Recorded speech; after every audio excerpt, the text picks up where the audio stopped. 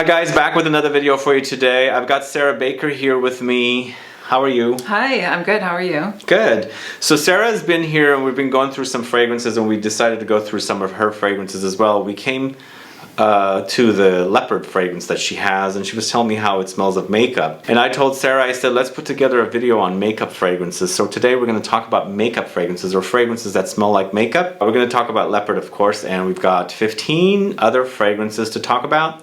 And a couple of bonus fragrances that we couldn't agree on which smelled more like makeup. So if you're interested in the idea of fragrances that smell like makeup, then please stay tuned.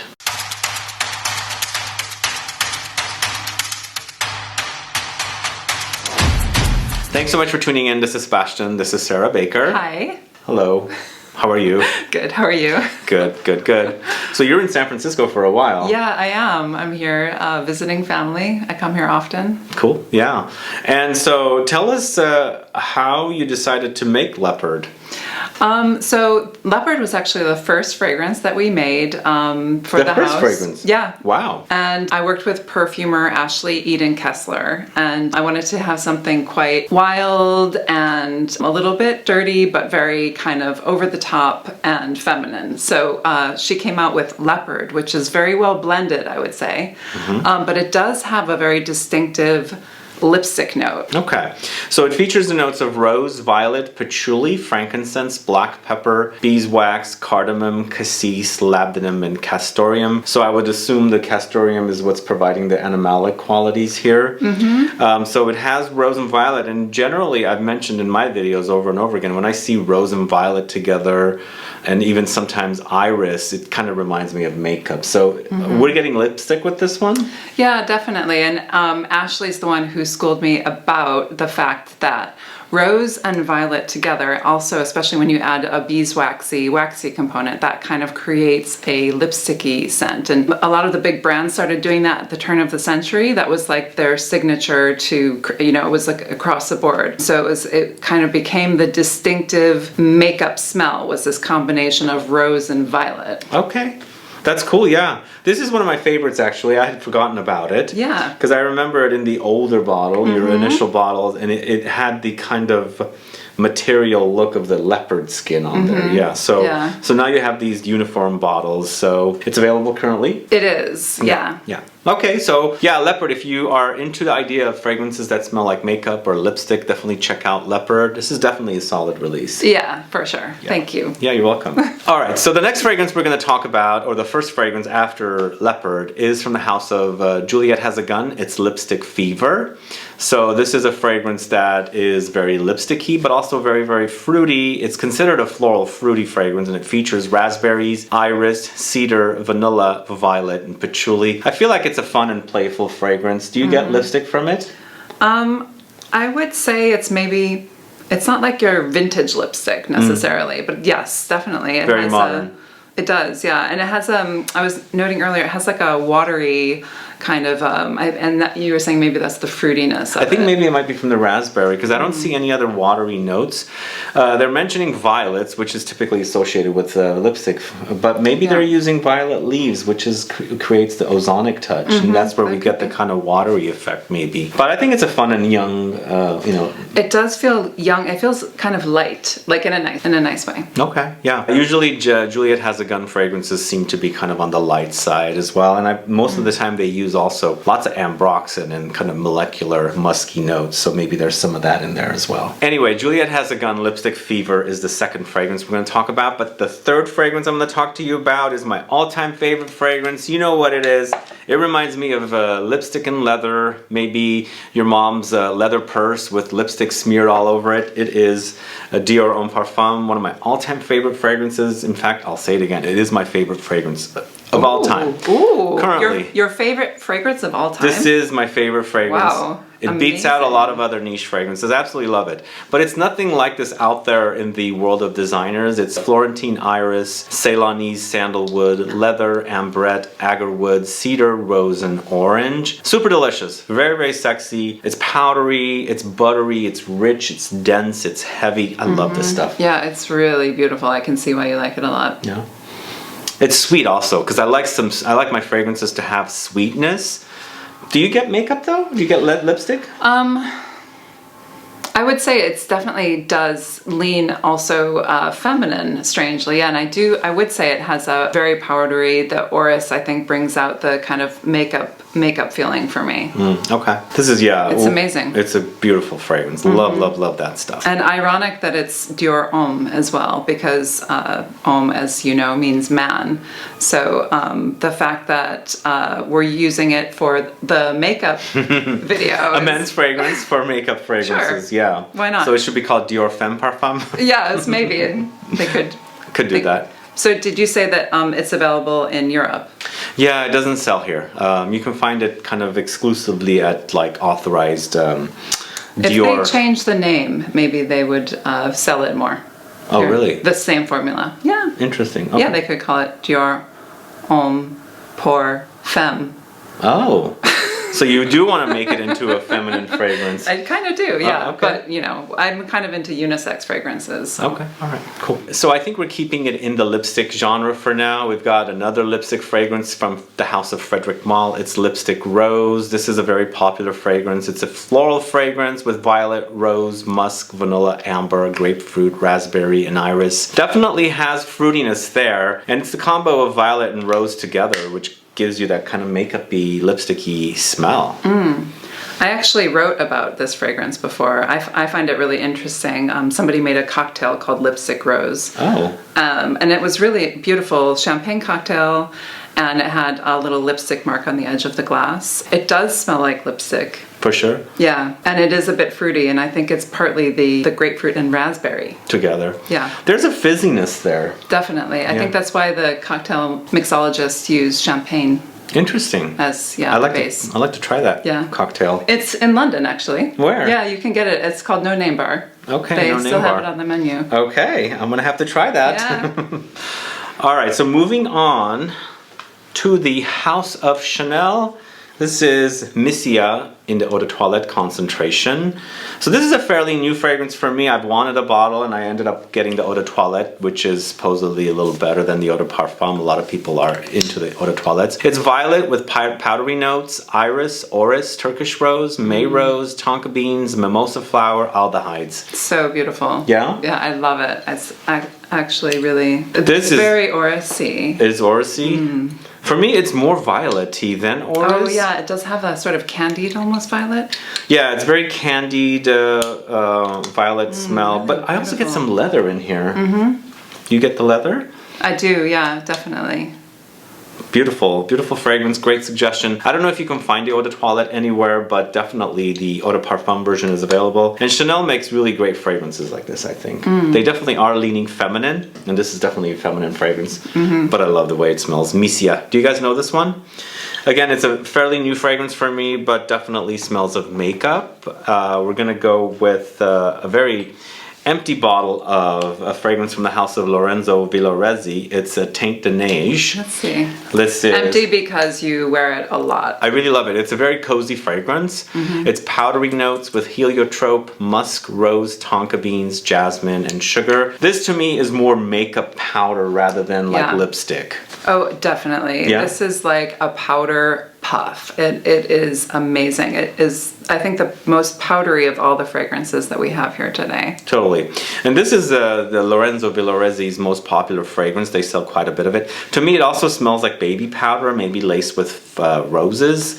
Just beautiful. Do you know when this was made? It has a very kind of vintage feel to it. Really? Yeah, I think so. It's not new. I don't know, maybe in the early 2000s could be. Also, the bottle has a kind of oldie look, vintagey look to it as well. If you ever make it to Florence, go to their store. They have so many different products made from that fragrance. The store is really nice. Cool. Yeah. I'll check that out. So moving on to the House of Histoire de Parfum. This is Moulin Rouge, and obviously Moulin Rouge is associated with makeup and powder, featuring notes of iris, musk, patchouli, plums, rose, wormwood, cinnamon, tangerine. Figures they've thrown in wormwood. Isn't that what they were taking during the heyday of Moulin Rouge? Oh, yeah. Very interesting. I don't get the wormwood in this particular fragrance. More for me, it's a fruity, powdery, rosy, makeup smelling fragrance. But Do you get the? Oh yeah, I'm picturing Nicole Kidman like up high on her trampoline swing over the crowd in the Moulin Rouge film. Okay. This might be a little challenging to get. I don't think it's distributed in the States. I think this is a boutique exclusive. You might be able to get it on the Histoire de Parfums website. But really, that's the first fragrance I ever bought from the brand.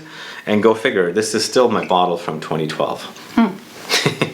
Still smells good today. It smells good. So up next, we're going to the house of Givenchy. This is probably a discontinued fragrance, but I just checked to make sure they're still selling. There are stock out there at the discounters. It's called L'Ange Noir. It's a powdery makeup smelling fragrance with almonds, iris, sesame, tonka beans, ambrette, pink pepper, amber, and bergamot. What do you think about this one? It's definitely on the sort of sweeter side, and I'm not knowing why that is necessarily, but it's not necessarily lipsticky. It's more just makeup powder once again. You think? But yeah. There's definitely that nuttiness in there, of course. Yeah, almonds with sesame. That's a very unique combination. Yeah, definitely. Yeah. But you were saying carrot seed? Well, when I smell it, I get carrot seeds, and I've been told and I've read that sometimes perfumers, swap out carrot seeds in place of iris to create, because they can't afford the iris. I don't know if that's true or not. But, oh, right, okay. But bigger brands might do things like that. They will, okay. This is Givenchy L'Ange Noir or Langue Noire. Moving on to the house of Maison Violet. It's Purpur d'Automne. This one right here. This is just totally very airy, powdery makeup smelling fragrance. It features notes of violet, iris, violet leaves, rose, musk, peach, plum, oak moss. There's definitely the fruitiness here, but it's not as potent. For me, it's just very imagine the powder floating in air. I get that kind of an effect with this one. It's just very light. It's really powdery. Very light and powder. Very light. It's like a powder poof. It is like a vintage powder poof. Very interesting. You get that, yeah? Mm-hmm, definitely. This brand is actually a classic brand that was resurrected 5 years ago, 4 years ago. Yeah. So I think this might be a redoing of one of their older classic fragrances. So maybe you get that vintage vibe because of that. Could be. Yeah. Anyway, this is Purpur d'Automne from the house of Maison Violet. Moving on to the house of Armani, this is Queer Amethyst, this one right here. And this features notes of violet, birchwood, benzoin, labdanum, patchouli, vanilla, coriander, rose, and bergamot. I like this one a lot. Yeah. This is also very violet leathery. The violet is beautiful. The violet has definitely that light candied effect in there, but for me it's makeup-y with the rose in there, a bit sweet and ambery as well, some earthiness in there, and some light spices. Yeah. Hopefully they still make this one. I did not check if they are making it, but this is one of my favorite fragrances from the Armani Privé collection with a beautiful purple. I can see why. Yeah. And also the purple lid does draw attention to the violet note. So I think true. When you're smelling it and looking at the lid, you're thinking, yeah, candied violet. It does definitely have that vibe. Totally. I think so, yeah. All right, up next, going to the house of Guerlain. It's L'Or Bleu. This is a beautiful, beautiful fragrance. Absolutely love it. For me, it smells like makeup, but also it smells like a vintage soap. I don't know why. There's a soapy quality about this one. Really clean, powdery makeup soap. It's iris with heliotrope, vanilla benzoin, sandalwood, carnation, violet, and cloves, and neroli, and ylang ylang, tonka beans, and musk. The cloves and neroli, might be the soapy, like a sort of a man's soap or something. So you get men's soap? Totally. Really? But it's not necessarily, I would say it's not a man's smelling fragrance, but I'm just trying to pinpoint that sort of soapiness that you're talking about. It just smells like, you know how they say fine milled soap? Luxurious, kind of creamy, powdery at the same time. It's beautiful. It's a beautiful fragrance. Yeah, you can see that you've really used a lot of it. I wear a lot of that stuff. It's so good. So good. How do you, you just go right through it. Look at how much he's used of that bottle. He's going to get a new one. Yeah, I gotta get a new one when I'm in London because I don't think they sell that one here. But moving on to the house of Mise en Cire. It's luxury, another powdery fragrance. It smells of powder, makeup, with iris and white musk, orange blossom, bergamot, ambroxan, vanilla, benzoin, tonka beans. This one also has a soapy cleanness about it because it's the orange blossom, but definitely very clean powder is what I get with this one. Yeah, definitely very powdery. Do you consider the powder that we're smelling very makeup-y, or is it not as makeup-y because it doesn't have the violet in there and the rose? No, it definitely does still have that sort of boudoir, like the room that you would be putting your makeup on, and the vanity, you know, so you're sat in front of your mirror and you've got your powder puffs, and it's, you know, the 1925. and you're Joan Crawford. Oh, whoa. Was she alive in 25? Sure. Did you ever see a movie called The Women? I don't know if I have. She was in there. She was a shop girl or the department store makeup counter girl or something. Oh, wow. And that's a movie that's all women. There's no men actors in Oh that my film. God, that sounds amazing. Anyway, moving on to the house of Dior. It's Dior Amour, this one right here. This is one of the fragrances that Francois Demachet had created. Dior Amour is very fresh and a bit tart as well for a powdery fragrance. They mentioned powdery notes, violet and jasmine, but I get some citruses in there for sure. It's also very clean and fresh. It's so beautiful. Do you like that one? Can we talk about how big this bottle is? What is this, like 250 mils or something? That's a 5,000 ml bottle. 5,000 mils. It's beautiful. It's really nice. It's a Dior Privé collection fragrance, and I just had to have it because I kept going back to it, and I love that whole clean powdery vibe with like there's tartness here is what I get. Yeah, it is a little tart. Tart's a good word. I was going to say sour, but it's not. Yeah, I like that about it. Dior Amour from the house of Dior. Really nice. So the next fragrance we're going to talk about is from the house of Parfums and Nicolai. It's Poudre de Musk. This is musk with a lot of powdery touches. And they don't mention the typical powdery notes of violet or iris. They mention lots of musk, aldehydes, sandalwood, hawthorn, rose, orange blossom. And once again, when you see the orange blossom or neroli come up, you get a very clean vibe with it. But I also feel like there's a fruitiness in there. I don't know where I'm getting that. It does remind me a little bit of their other musk fragrance called Musk Intense, and I believe that other musk fragrance had pear in the notes, so I feel like I'm getting pear in this one as well, but there's definitely a champagne-y vibe here. Well, you know, aldehydes. Like, oh, that's it. Yeah, aldehydes is always very fizzy. Yeah. Duh. There you go. And it can be a bit fruity as well. It has like a, because a lot of the aldehydes have sort of a fruity, a lot of the fruity notes and the fruity accords are actually using an aldehydes, different aldehydes. Oh, wow. Okay. Good to know. Yeah, this is a good one. It's a Poudre de Musk from the house of Parfums and Nicolai. Yeah. All right, the next fragrance we're going to talk about is from the house of Molinard. It's Habanita. And Habanita is like almost 100 years old, if not already 100 years old. It's a classic fragrance. And it features notes of mastic resin, geranium, vanilla, amber, sandalwood, oak moss, musk, patchouli, nutmeg, heliotrope, ylang ylang, and mimosa. A lot of stuff going on with this one. It's a very complex and floral fragrance with aromatics and spices. This is a non-linear fragrance. That's what this is. It is going on a journey. There's Really? a lot of different stages that happen with this one. It's not either, but it's a much loved fragrance, historic fragrance for the house. It's gone through so many different bottles, and I think they're changing the bottles once again from what I remember hearing from them when I saw them in Cannes. But that bottle is beautiful. Yeah, it has ladies on it. I like that. What I was getting actually notably was the nutmeg. The nutmeg, the spices are really actually quite... Yeah, you were mentioning that it was kind of cinnamony, and we couldn't figure out why it was cinnamony, but it is nutmegs for sure. And then last but not least, we're going to end the list with a fragrance from the house of JUS Parfums. It's called Cuirassime, this one right here. So I spoke about this recently in a video of violet fragrances, and this is a very violet-y fragrance with leather, violet leaves, iris concrete, amber extreme. And what are your thoughts on this one? What is iris concrete? That sounds intriguing. I think iris concrete is basically Orris butter. Like a concentrate, basically. It was just a different way of saying Orris butter. Yeah, I've seen it with iris concrete and Orris concrete, so I've seen that come up quite a bit. But do you get powdery and makeup-y with this one? It's definitely violet. I mean, there's no doubt about it. Like it's and also again thanks to the visual representation of violet. Violet. But yeah, no, it does have a makeup-y vibe to it for sure. Okay, cool. So that is the last fragrance we're going to talk about today. Don't forget we have 2 bonus fragrances and you'll find out why they are bonus fragrances. But let us know what you think about these fragrances. Are you a fan of powdery fragrances, makeup-y fragrances, lipsticky fragrances? Put a comment down. And if you know these fragrances, let us know what you think about them. And then also if there are any other fragrances that you consider that smells like makeup or lipstick or powder, do let us know. Put a comment down so we can find out.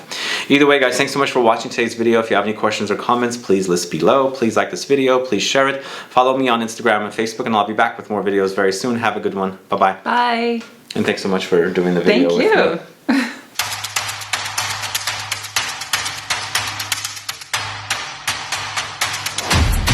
Alright, as promised, we've got 2 bonus fragrances for you, and they're both from the house of Francesca Bianchi. I really like Francesca. Yeah? I like her as a person, and I love her fragrances. Yes. I do enjoy a lot of her fragrances as well. But we couldn't agree on which one of these 2 smelled like a makeup, so we decided to leave them as a bonus fragrance. So Sarah thought that Angel's Dust was more makeup. And it features notes of iris, mimosa, benzoin, tolu, vanilla, sandalwood, rose, and a lot of other notes. And I agree, it does have a bit of a makeup-y vibe, but for me, I felt like Lover's Tale was more of a makeup-y vibe with leather, castoreum, orris butter, peach, labdanum, oak moss, heliotrope. So I think you can try either of the 2. One might be more makeup-y to you than the other, and vice versa, so try it. And I feel like for me, Lover's Tale goes into more of a vintage makeup direction, whereas Angel's Dust is more modern. And also, Lover's Tale is a lot more dense, like literally like makeup paste, or what do you call the makeup in the... Yes. Whatever the gooiness of the makeup is, there's that texture here with Lover's Tale. That's the technical term for it, the gooiness. Yeah.